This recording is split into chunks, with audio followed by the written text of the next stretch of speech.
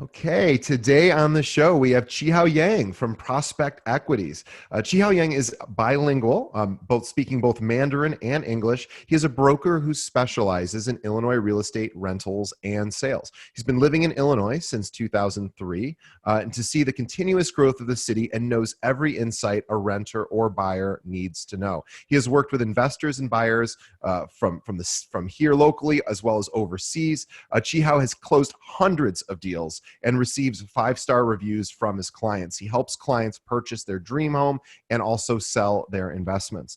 Besides sales, Chihao also helps international students look for rental apartments throughout the city of Chicago. He's received tremendous amount of positive feedback from his clients in the rental and sales services. Chihao is part of our future top producers series that we're doing on the show. And what caught our eye about him is that every year, in addition to all the sales he does, he closes over 80 rentals, which is an insanely high number and super amazing. We're so honored to have him on the show. It's an incredible amount of production. As we enter the rental season, a great reminder that rentals are how a lot of realtors leave them on the table. So we're going to talk about that today. By the way, please visit Chihao at realtorchy.com. That's realtorchy.com. Welcome to the show, Chihao. Thank you so much for this wonderful introduction. Well, we're super honored to have you. And I know you and I had met previously, and I was so impressed by your business plan and what you're doing with your own practice over at Prospect Equities with respect to how you're building your business and the niche you found. I immediately contacted our casting director. I said, we need to book him on the show. So thank you for being available so quickly, and we're honored to have you. So I would like to jump right in. I know you are, you're not necessarily brand new to the industry, but you're still kind of a newcomer, and you're having all this great success. Can you tell us about how you got into real estate? Yeah. So then I actually got a major in advertising and minors in business and chemistry in college. So when I finished school in 2010, I began working for a commercial real estate developer, doing marketing for them. That's my initial contact in real estate. So I worked for them for about 6 or 7 years. And then a lot of our clients then were overseas investors. They were coming to America doing investment, commercial deals. And that's when I realized, wow, I am in love with real estate. So then 2 years ago, May 2018, that's when I went to get my broker license. And then since then, I realized that was the right decision because I love what I do and I'm doing what I love. And I think that's important. Like, people need to do what they're into. If they're doing something they're just getting through the day, that's not, that's not what I want to do. Sure. Yeah. Well, tell us a little bit about, you had no clients like a lot of realtors when they get started. Tell us, how did you develop your clientele? How did you start prospecting and finding people to work with? Yeah, just like everyone else, when I started, I have no clients. So I started with my background in advertising marketing. I started building my own website, and I have my, Facebook account, Instagram, just like everyone else. Everyone has the same thing. But then to make it different, I started to produce videos. I do videos to teach people how to buy a condo, A to Z. Like, if you want to buy a condo, watch my videos. In 5 minutes, I will tell you everything that you need to know. I make videos to teach people how to rent an apartment. If you're moving to Chicago, people think that they have to pay a broker fee to rent an apartment. I say, no, watch my video. I'm going to teach you how to rent an apartment, A to Z. So then I started doing that. And then I, every chance that every time I meet somebody, I tell them what I do. Like in an Uber share ride, there's one time I remember there's a lady that was going to her listing appointment. And then I said, hey, here's my business card. Contact me if you don't like the broker that you're meeting. Or, when I go out to the bar, people go out and drinks. And then I always make sure, hey, how are you? My name's Chihao. What do you do? And they would tell me what I do. I said, hey, I'm a broker. So then I always make sure I ask for their Instagram because they add me, I add them. So they know what I'm doing. They might not need me now, but they are gonna need me in 6 months, in 8 months, in 12 months. And then with my company, Prospect Equities, we sponsor some colleges in Chicago. So we go to their events, and then I go there and meet the students or meet the clients that might need a housing in 6 months or 12 months. So I'm just planting the seeds, and then hoping they will come to me later out, and it works. Yeah, it does. It sounds like your background in marketing has really helped you to realize that's and for I think for most realtors, that's the hardest part of the job, right? Is sourcing clients. Yeah. And even as it's you talked about, in a share ride on an Uber, passing your card out, it's like, I took an Uber twice yesterday. Yeah. And if never, well, I don't practice real estate, but if I did, it probably wouldn't have occurred to me to hand my card even to the driver and say, hey, by the way, I don't know, what your living situation is, but whenever you need to move or you're ever thinking about buying or renting or selling, I would love to work with you. I did it at one time. The guy told me that he was looking for an apartment. I always ask them, oh, where in the city do you live? And they would tell me here or there if they live in a city near me. I was like, oh. And then, they would ask, what do you do? And I would tell them what I do. And then that's where, hey, here's my car. If you need it in the future, call me or email me. And that works out pretty well. Just everywhere. It's not just Uber, right? Just everywhere I go. If there's a chance. I don't want to bother them though. I don't want to go into a deep conversation. That's when people are turned off about this whole thing. But you have to let them know you're there for them whenever they need it. You also talked about making instructional videos on YouTube. And I think that's one part of marketing that realtors often don't realize how powerful it is somebody, for example, moving to Chicago, or especially if from overseas, but even just from another state, they're not going to know the neighborhoods unless they just, happen to have experience in Chicago. They likely aren't going to know where to move, what the best buildings are, where to move to match their lifestyle. And having videos, obviously from an SEO perspective, might have people find your videos on their own via YouTube and then might reach out to you. But how successful have those videos been? Not as far as number of views, because that's not relevant to me. But like, I imagine they're incredibly helpful to your clients. I think so, because a lot of the times I ask people, well, why did you, after I close the sales or after they rented an apartment, I always ask, why do you choose me? Where did you find me? So they would tell me, oh, I found you from Instagram. I found you from referral. And I saw you, your video talking about home inspection. Because I even interview like attorney, I interview home inspector, I interview lenders. So the videos are out there for my clients to watch. So they say, oh, I saw this video, then I thought you were great, that's why I chose you. So I think they're pretty useful. And then you actually touched a topic about, me moving here I actually moved from Taipei to Chicago in 2003. So I've been living here for 17 years. A lot of my clients are first-time home buyers or first-time renting an apartment here. So I know how difficult it is for them, because I went through all this. I came here as a student, and I have this document called I-20, and I was trying to rent an apartment. Nobody knows what I-20 is. I-20 is actually a document that's approved by the USCIS, Department of Homeland Security. So there's a section where it says how much money is being sponsored by the family per year. So on I-20, it will show it's 80,000 or 100,000. So that's more than enough to rent apartment. But a lot of the landlords don't understand how to read this document. And I experienced that firsthand because I was a student. So now I'm helping all those students, renting an apartment in the city and bringing them to different high rises, management, and then I educate those buildings. Hey, this is I-20. This is their proof of income. They're being paid. Like the parents are supporting the school. They're giving them money. So don't worry. This is even approved by the USCIS. So you guys shouldn't be worried about those students not paying rent. So yeah, and I make sure my clients know I'm on their side because I went through this. So I think my clients find comfort knowing that I did it and I'm helping them. So they trust me to help them. Yeah, and I want to circle back to the I-20 because for a lot of our listeners, probably most of our listeners are going, I don't know what that is. So Chihao just explained it, but just to make sure it's really clear, this is a document that is endorsed by the Department of Homeland Security. Basically, they have vetted this particular individual, and they're able to have a document that says, here is the amount of money that is going to be spent by the family of this individual who is maybe a student, going to school here. And then you then present that document in lieu of a social security number. Gotcha. And to a prospective landlord, or maybe even if they're purchasing a property.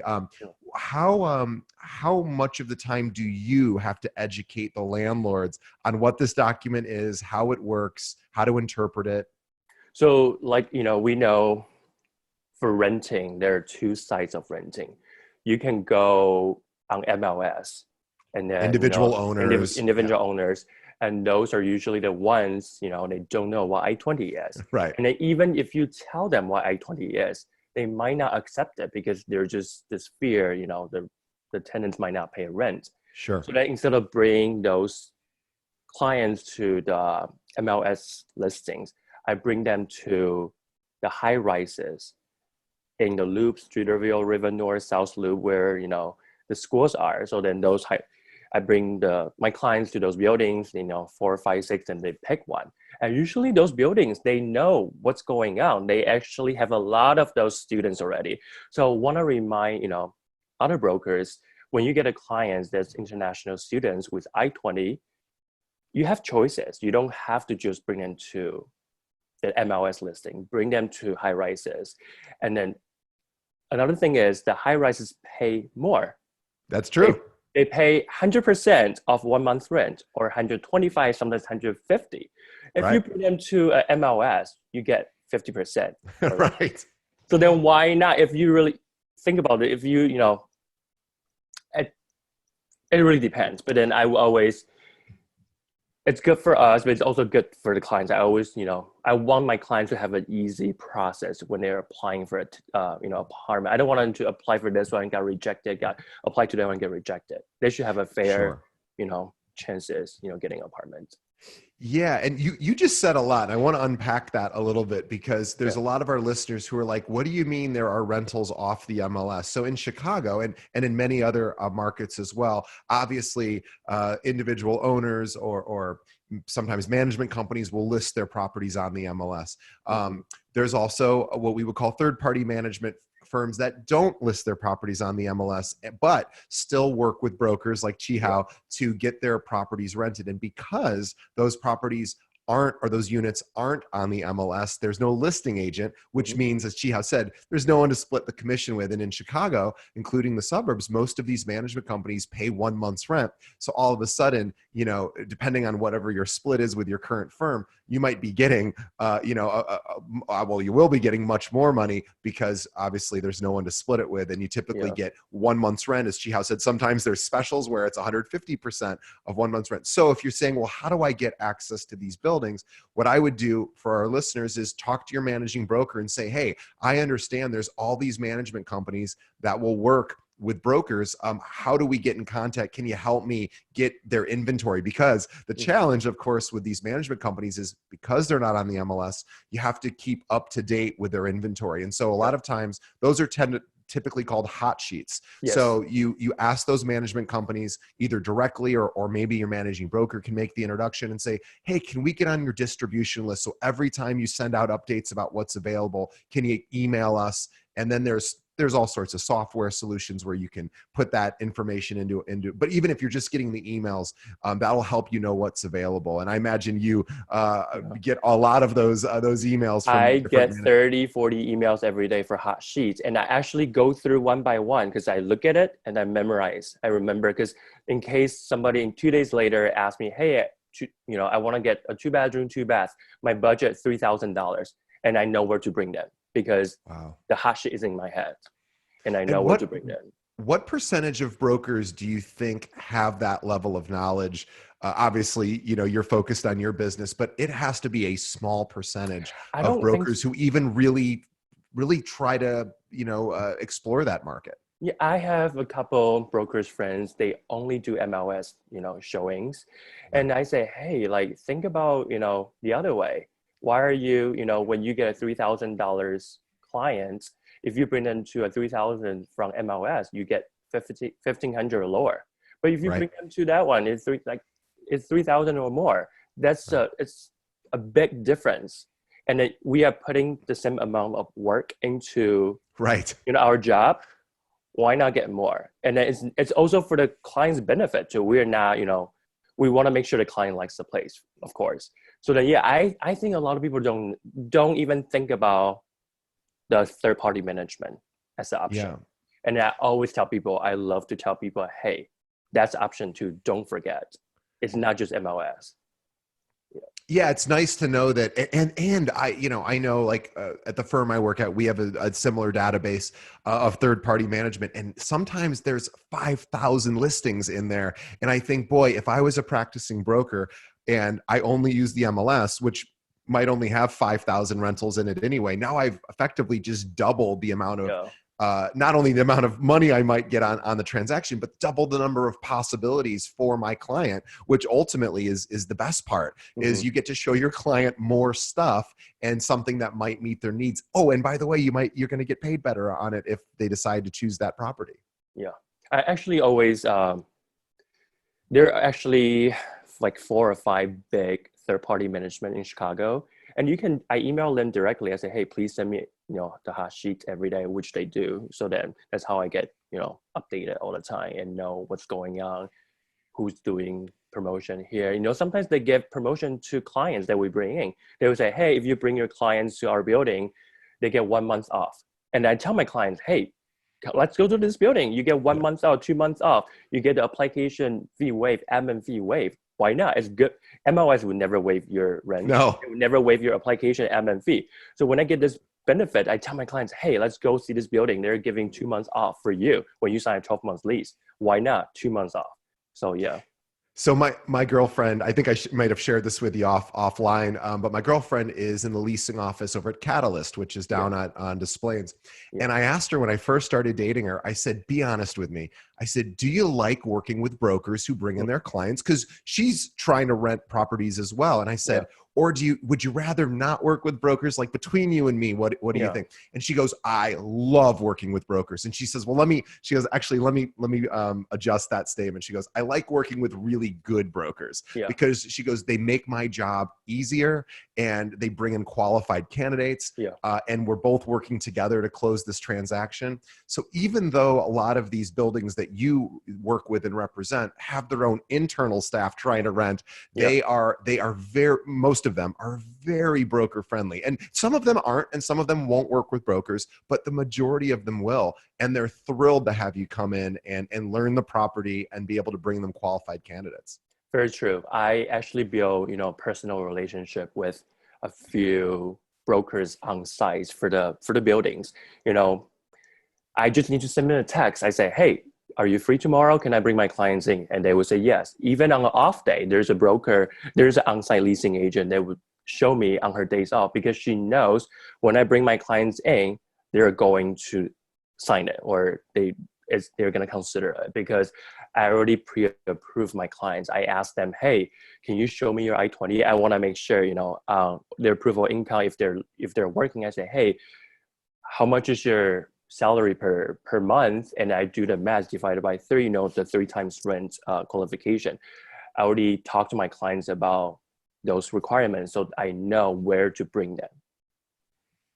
Yeah, it's such a smart idea. I was moderating. I was telling you this offline, but I'll mention it to our listeners. I was moderating a panel of top producers for the YPN in Chicago, for the Chicago Association of Realtors yesterday. There were 3 top producers, and they asked them. One of the questions from the audience was, "How are you adjusting to the changes in the real estate market? Basically, what are you seeing as trends?" And 2 of the 3. One person only does sales and that's all she does. And the other 2 people said, oh my gosh, rentals are where it's at. And they said, it's great because most brokers really don't like doing rentals, or they have it in their mind that they don't think they should be doing rentals. And both of them said it's really not a smart plan, because one of the gentlemen does 100 rentals a year, and really a great guy named Will from Fulton Grace. And he goes, He goes, I love it because most brokers won't touch rentals. Yeah. He says, I love it because not only am I helping that person, obviously, and he loves helping people, but he said, I'm starting the relationship. And those people at some point down the road, if they stay in Chicago, will probably become a buyer at some point. And he goes, my job is to take such good care of them today that maybe in 2 years, 3 years, 5 years, when they decide to purchase, they say, hey, Will, I'm finally ready to buy. Or even along the way, maybe they want to move to another apartment, right? And now all of a sudden he can help them again. And also, they'll refer possibly their friends as well. So I really admire your tenacity. And you have a team now. And I want to talk about how impressive this is, because you have built up a team very quickly in this business. That is particularly unusual. Usually brokers don't build teams until they're many, many, many years into the business, but you saw the opportunity and started doing that now. Can you talk a little bit about your team and what you guys are doing? Yeah, so my managing broker actually talked to me and said, hey, Chi, how you have so many clients, and why don't you, and there's people that are coming into our brokerage. And then I actually have 3 now that are under my teams. And then, when I'm busy, I cannot do the showings. I give it to my team members. They would go do the showings. And then when they're busy, I would take on, their clients to the showing. I think it works great. And then I want to make sure that my clients are, because a lot of I'm just one person. I cannot be at 3 places, at a given time. So it's always good to have a team member that shares my goal. I want people to, I don't want to just take everyone. I want that my team members to have the same goal and same desire to be successful. Yeah. And I have a question. So what is the typical lead time from the moment you start working with a renter to the time when they typically make a decision? Is it several weeks? Is it a few days? Is it a month? What is typically the time? Well, I get a lot of people, they're looking, like the right time to talk to me would be 45 days, 60 days before their lease is up, because that's when availability is there for everyone to see. So that if they talk to me 6 months early, I would say, talk to me later. I would talk to them and say, hey, what's your budget? What's your where's your location that you want to live in? I would ask all the questions, and I said, but there's nothing for us to see yet. I would put it on my calendar to make sure I go back to that person in 4 months, and then we'll revisit, and then I will book the showings. But, if they talk to me 45 days before their lease is up, I can quickly, I talk to them. I send, all the questions, location, name, budget, and your phone number, email. Like I say, hey, let me schedule you a showing this weekend. And then, on weekends, I would schedule 1, 2, 3, 4, 5, 6, 5 or 6 places, and then we go see it. Usually they make a decision right away. I have clients that would, they see 1, 2, 3 at the 4th showing. They say, oh, I don't need to see the other 2. I want this one. And they would just apply and do it right away. And that happens all the time. So that, with a tenant or renter, it's not buying a house. So they can make their decision pretty quickly. If everything that they tell me fits, the apartment fits their requirement. So it's very important to listen to what the tenants want. They say, we want in-unit laundry. So don't be bringing them to places that have no in-unit laundry. It will be wasting my time and their time. But then, some people will say, hey, I want in-unit laundry, but my budget is $1,500. But I would tell them, hey, if you want in-unit laundry, $1,500, you cannot find a studio. If you want in-unit, it has to be maybe 17 or 18 in the area that you mentioned. So that I would tell them right away, and then so they know. I don't want to be, taking them to places without laundry, and then they say, oh, is it because of my budget? So I tell them upfront. I say, hey, if you want dishwasher, you want this, you want hardwood floor, maybe you have to up your budget. Otherwise, we don't have anything to see. I think it's also so important, and you obviously have done this, which is your inventory. These buildings inside and out. How did you first get acclimated to these buildings? Did you go visit them on your own and say, yes, I want to learn what you guys offer? And tell us about how you did that. Good question. So my managing broker, when we started, he was coaching us. Our assignment for the first 12 days was to visit 10 properties in an area. So I picked Streeterville. So I picked 10 high rises at studio review. I called them. I say, hey, can I do a broker tour, just me? So I went on site, take photos and take videos. I talked to the leasing agent or the property manager, and I take notes. How much is your application fee, whatsoever. So I actually put in an Excel sheet. So I first learned about the area, and then, as time goes by, I will get a second client that wants to live in South Loop or River North. So I just go on site, and then that's how I get started. I actually, for the first 12 days, each day I went to one property and learned about that building. So I know what floor is the pool, what floor is the gym, and then I think we need to be familiar with the product so that we can sell it to our clients. If we don't know anything about the products, how do we sell it to the clients?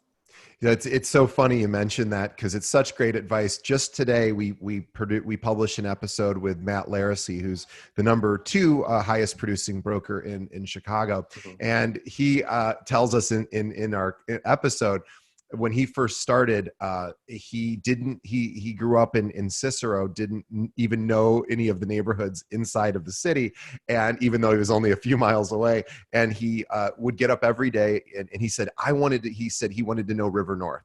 So he said he would get up every day, and this is many years ago, but he would just walk from building to building and go, hey, are you a condo building or an apartment building? He said he had no idea. He had a notebook. He did exactly what you did, where he wrote everything down. He became an expert. He did that for a few years.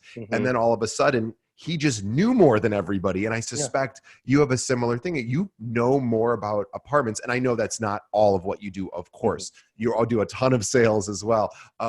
But you just know, these buildings where you don't even have to think about, when you just have to talk to the client and say, what are you looking for? And you probably know within a few minutes, I imagine. So like, there's a client, they're looking for an apartment near Gold Coast, Chicago. He told me Chicago Red Line stop.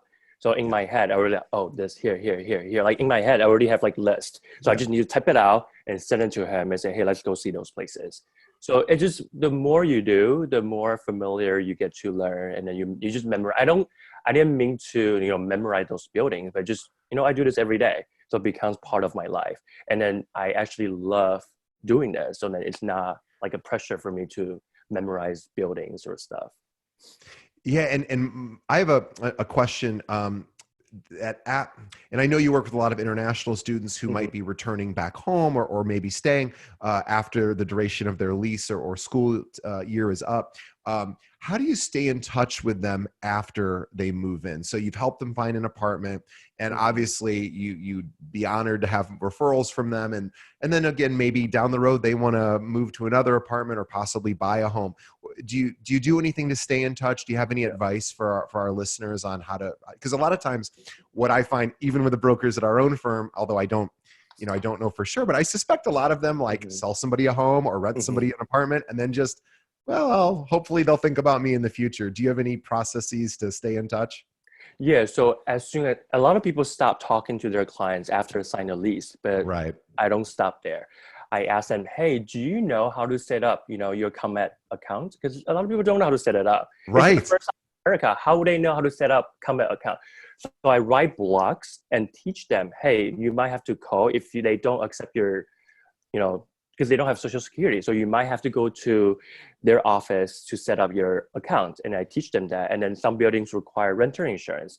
I don't know where to get a renter insurance. So that I have website lists that say, hey, you can do this, you can do this, you can do this. And on their moving dates, I text them and say, hey, good luck moving in today. And let me know if you need help with, the moving company. And I give them, contacts. And after they move in, I might send them like a welcome, like a housewarming gift, so they knows me. And then I actually have this newsletter that I send out monthly, and I just write a little thing, just really personal. It's about me, where I see, where the new buildings are coming up, where my clients are being, renting their apartment, or where they're buying their homes. So they get email from me once a month, so they knows me. And I say, hey, if you have any other clients, they're looking for renting or buying, you have had my service before. If you're satisfied, refer me to them. I'm happy to help them. I'm happy to find their next home. So then Christmas, I send them chocolate cards, stuff, so that they know it's not just a one-time thing. I get a lot of repeated, this is my third year as a broker, and I get like my second year and third year, I keep getting the same client who rent it, and then they want to move apartment, and I go back and tell them, move them, help them to move apartment. Or people who rent it the first year and then now they want to buy, and I'm helping them to buy. And then I actually have people who want to sell their condo from the first year. So it works out. It's not just a one-time thing with clients, I think. It's probably the biggest mistake that brokers make when they work with a client, whether it's a buyer, a seller, or a renter, is the transaction closes and then they go, okay, well, if it's a buyer, he's probably not going to buy another home for 7 or 10 years.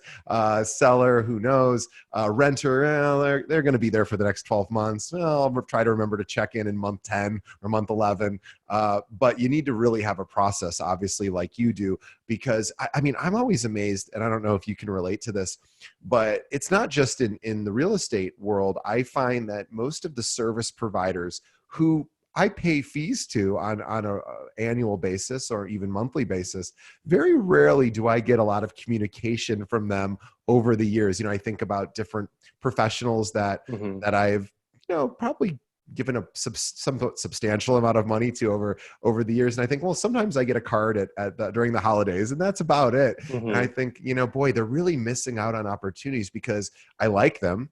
I'd be happy to share their information with my friends, but I just don't think about it because I'm not hearing from them. So this is a great strategy for our listeners to stay in touch. I'll give you a great example. Like even buyers, I closed a condo at Old Town in January this year, so last month. And then I'm already helping them for their second property they're buying. It's an investment because they were asking me, hey, they have, little extra money, they want to do some investments. And then I actually personally bought an investment property. So I was telling them, hey, you can go which area. They were consulting me. I was like talking to them. So it's the buyer is not necessarily gonna wait 5-6 years. My buyers, they bought a house in January, they're already working on their second condo they're buying for investment.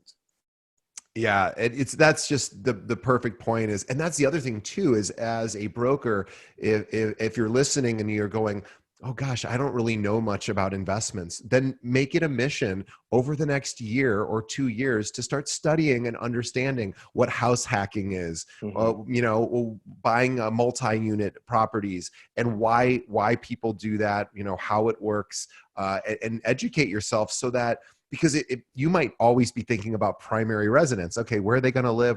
And they might be thinking, gosh, I have some extra cash, maybe I'd like to invest in it. And if you can't really help them, then you've just missed another opportunity and they're going to use somebody else, right? Yeah. I'd like to hear this particular story that you that you shared here when we were talking, we were asking you about what you wanted to talk about, and safety is such an important thing. Yeah. And oftentimes as men, we might not think as much about safety as maybe women would, but you shared a really interesting safety story. If you don't mind sharing that with our audience, I think it's important to hear it. Yeah. I want to share about the story because as a broker, now we have to take this sexual harassment prevention class. So we know how important this is. And so this happened to me last January 2019 when it was during the polar vortex. It was so cold out. So I was doing a showing.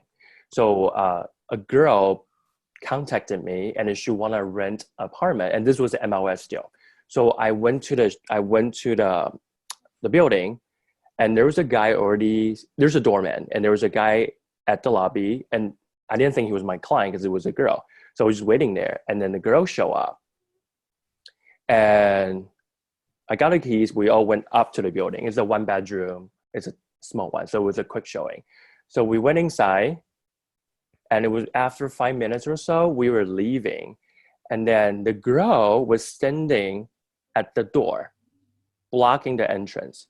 Wow. The guy approached me and he said, hey, nice jacket. I was wearing my Canada Goose. You know how last year there was all this crazy stuff going on? That's the biggest jacket. It's a nice jacket. Yeah. And then the guy say, but it was so cold. I had to wear it because I was out and about. Yeah.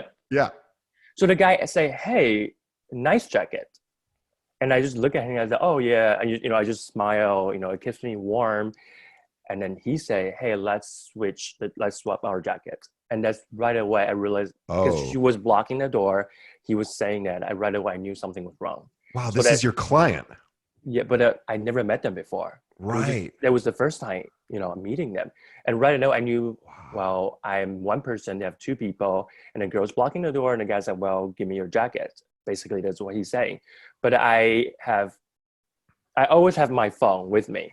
So right away, as he said that, I just, oh, sorry, like I have a phone coming in. So I could just call and say, hey, so I pretend I was talking to somebody else. And I say, hey, so-and-so, I pretend it was another client that called me. I said, oh, Sure. I'm doing a showing at 123 Main Street. I'm only 2-3 minutes away. I'll be there in 5 minutes. As soon as I say that, they stop.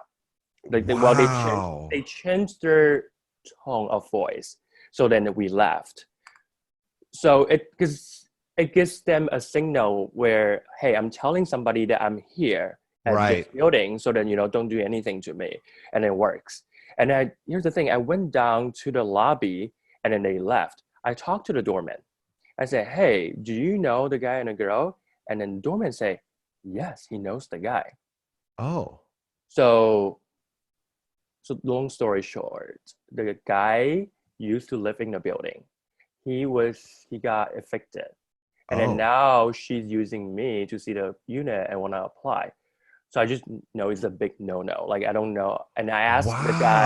I asked the guy why he was evicted. I don't want to share the information live, but then Sure. he got evicted. So it was just, That's a remarkable story. yeah, we have to be. And then I asked, so then I kind of, so now from when I do showings now, I would go even earlier and go talk to the doorman. I say, hey, I'm gonna do showings at this unit, just if I feel, I don't know. I just wish that the doorman could have given me a hint too, because he saw the guy going up with me. Right. And I don't know what's gonna happen if somebody didn't, say, hey, do the phone call thing or whatever. I don't know what was gonna happen, but Well, it's amazing because I'm guessing he must have just seen your nice jacket and gone, oh, well, I'm up there. Let me see if I can get him to give me the jacket. yeah. But that wasn't his primary reason for being there. I guess he wanted to move back into the Yeah, he wanted to build. move back Boy, to the what a building. fascinating. But I could Uh, tell that afterwards, I could tell he was also under influence too. Like he oh, wasn't I see. sober. So then Yeah. like this, so they just be careful. Like it's there, we're telling, the female brokers to be careful, but I think this can happen to anyone, everyone. Yeah, my girlfriend who's at Catalyst, they have, and I imagine most of these big buildings have these safety features, but she has a little device that she wears on her, and it tracks everywhere she Yeah. goes. And if she isn't back from a showing in a certain amount of time, it immediately calls the police. Yeah. And so for realtors, if you're working with clients that you haven't yet met and you want to be safe, I know that you can buy these devices. They're not expensive, I don't think. And it might just even be a good idea to have one of these. And there's also apps you can put on your Yeah. phone where you Like, push a button. yeah. Yeah. Like on the iPhone, if you push your bottom 5 times, it calls the police right away. Right. Yeah, and then like I turn on Find My Friends so that my family or my friends know where I am. But if I'm doing a showing at 8 p.m. or like night, like sometimes people want to go see you at nighttime to see the view, and then I would make sure one person knows where I'm going, because usually just me going to a condo, and nobody, like if I don't tell anyone, nobody knows where I'm going. Yeah, safety is, it's so important, and we don't talk about it enough on the show. So I'm so glad you shared that, Mhm. because it's especially with rentals. It's a lot of times there might be people you've never met before. Mhm. So this is a great smart strategy to stay Mhm. safe. So I think what I oh if we have a few questions. I'm sorry, a few Yeah. questions from our listeners. Yeah. So we have Randall from Chicago says, since you do a lot of rentals, how many apartments on average do you show your renters before they end up choosing? And you've sort of touched on this, but Yeah. So it's a tough question. Some people say they wanna see 8 or 9. That's just crazy, because if you go into those high rises, it takes an hour, yeah, 45 minutes for them to do a building tour. You see one unit, maybe 2, 3 units. They show you the gym, they show you the pool, they show you their amenities. You sit down and go over pricing. So for each tour, it's 45 minutes. And when you travel from one place to the other, that's an hour. So then when somebody want to see 8 or 9, I said, there's no way we can see 8 places in 8, 9 hours. Like you're going to be tired. I tell them 6 would be the maximum for a day, because that would require 6 hours of showing. And I usually tell them, hey, why don't you just pick top 4? And if you don't like any of the 4, I will schedule the other 3 on the next day. And I would say 90% of the time, they will be able to pick the top, pick 1 out of the 4. Because this is just for me, like I find myself forgetting about the first property or first building. Sure. When I can see 1, 2, 3, 4, 5, unlike the 6th one, I'm forgetting the first one. I'm getting confused. Okay. Even I do this every day. Sure. I'm getting all confused. Like if I don't even remember, how will my clients remember anything? So one of the things, I take photos for my clients. Every building. Oh, that's so smart. Oh yeah. If I go into this building, we see 3 units. I take a video of this unit, this unit, this unit. Oh, after this.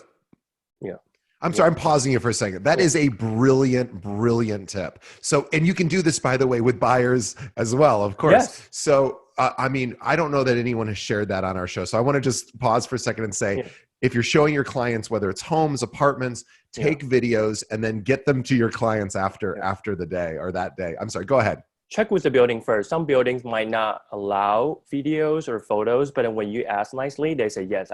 I'm telling them I only use it for my personal, like I'm gonna send it to my clients.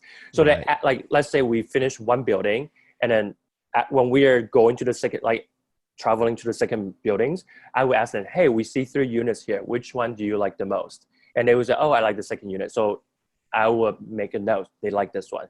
After we see the second building, I say, hey, which unit do you like the most? And they would say that one. I said, how about this one? I will compare. I keep comparing. So I make mental notes. So on the 5th one, I said, hey, do you like this one? Like they would tell. So at the 5th one, when we finish, I know which one's their favorite. And then I would send them the videos and photos to them, so they have it. So they can go home and apply. Or they would go back to the building and apply too. That would work. Great suggestion. Okay. So Susan, don't know where Susan's from, but Susan asks, I do a few rentals each month, which is great income, but I'm having a hard time converting renters into buyers when their lease is up. Any suggestions about how to convert renters to buyers over time? I don't count. Well, first of all, you have to make sure they like your service, like they're satisfied with your rental. That might be the problem. Yeah, like if they, not every renters I have turn into buyers, but a lot of them turn into buyers. So you need to make sure like I would say that, I make sure that I do everything I can to make sure they're happy and satisfied with the building. Sometimes my tenant's client would text me and say, hey, my management is doing this, doing that. They're not fixing my faucet, not fixing my lights. But then that's not really my job anymore. But I would go out of my way, send management an email, copy my client, say, hey, my client so-and-so is having problem with, having issue with this. Can you help them fix it? And now my client's like, oh, Chihao is taking initiative to do this for me. And then, once they're ready to buy, they might come to me. But it's hard to, I don't really have, I'm not out there purposely trying to convert my tenants to buyer. I'm not doing that. I'm not, making note, planning to do it. It just happens. You're trying to be of service, no matter whether they rent or purchase. You just want to be the one who helps them and hope that whenever they need any assistance with real estate, they're reaching out to you. And I think that's a really good answer. One of my client wrote on Zillow as a review saying that I'm a one-stop guy, like one-stop shop or something. Because meaning like I can rent and I can help him to find renter insurance, come back, and then I can do the moving company. So I thought it was funny. He called me the one-stop guy to go to. Yeah.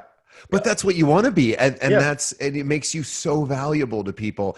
And also for our listeners, if you're thinking, oh gosh, you're right, renter's insurance, that's a good idea. I should tell all my renters as they're moving in, here's a couple of insurance agents. And so this is an opportunity also to make relationships with insurance agents and say, hey, Mr. or Mrs. Insurance Agent, I work with renters or buyers, of course, and they need renter's insurance or homeowner's insurance. Can I pass them over to you? And of course, every single insurance agent can say, yes, I love yes. it. And then you can say, oh, by the way, if you ever know of if your clients are ever moving, I would love that if you would pass in those people over to me as well. And you can develop really good relationships that way.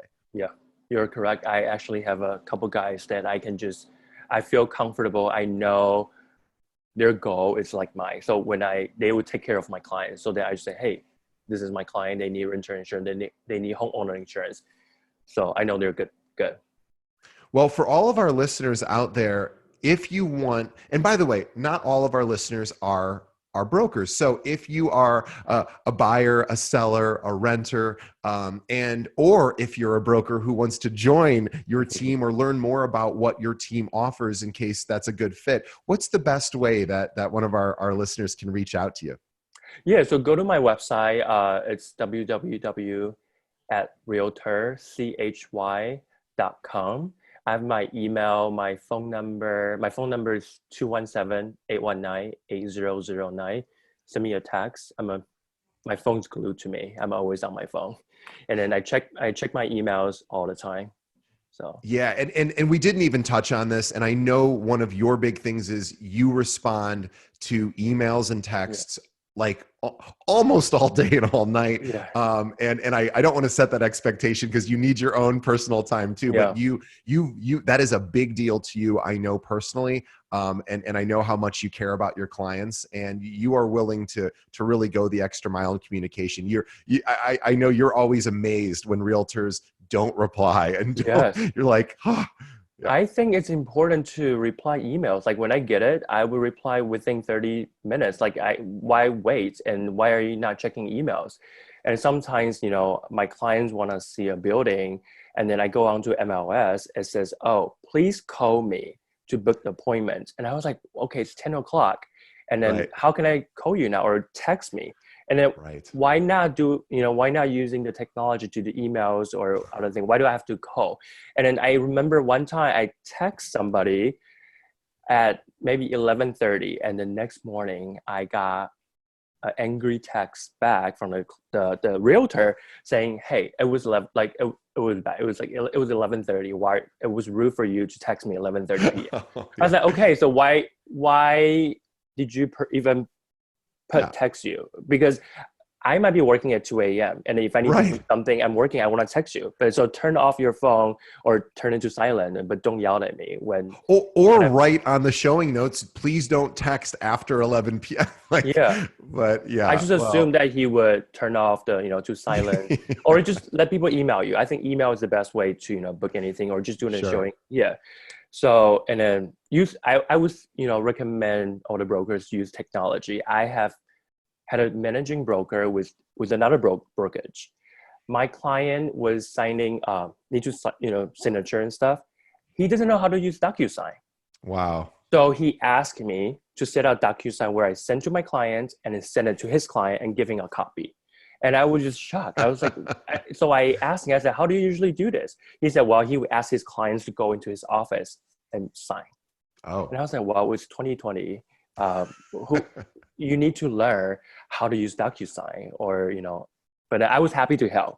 But it just, I think all the brokers need to be on the same page so we can all help our clients to reach their goal, Well, it is called a cooperative commission, right? It's supposed to be cooperative. And I think sometimes brokers forget that. They're actually sort of on the same side of the table. They might be negotiating with one another, but at the end of the day, both want to close the deal. And so utilize technology, especially things like DocuSign, Loop, showing assist to schedule showings. It's amazing how many listings I see on the MLS where it's like, call me or text me. I'm like, why don't you just set up showing time?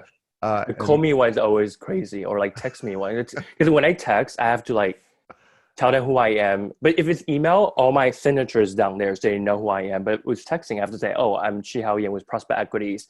I want to do this. It's just like extra work that it can be say like we didn't have to do this.